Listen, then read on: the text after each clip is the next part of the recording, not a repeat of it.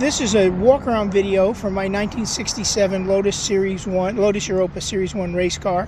I've been driving this car since 1996. I've put over 60 race weekends on the car.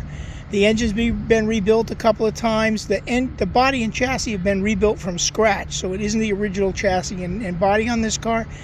In 2004 or 5, the chassis that was encased in fiberglass, because it was a Series 1 with a non-detachable chassis, that broke, and the front wheels actually got pushed into the back of their wheel arches because the T-section broke.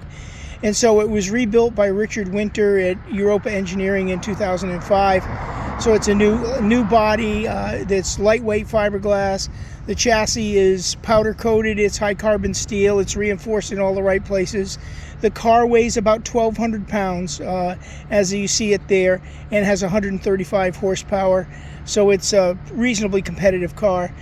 The way you see it is the way it was developed and produced by Richard Winter. So he sent it to me painted and striped and everything. It's running on Panasport wheels with Hoosier tires. There's another set of rain tires, another set of Panasports that come with it.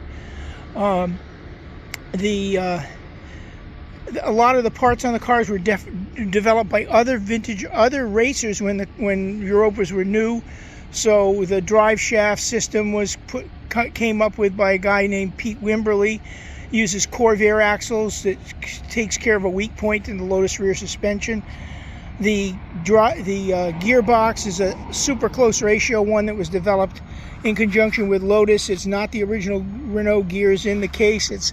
The gears are straight cut, close ratio, developed by Gary Rodriguez and Lotus racing cars in the early 70s.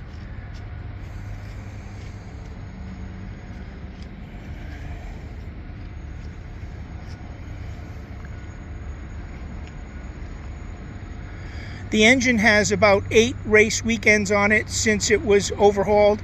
The engine's very high spec. Carrillo rods, billet crank, forged pistons, all the right stuff.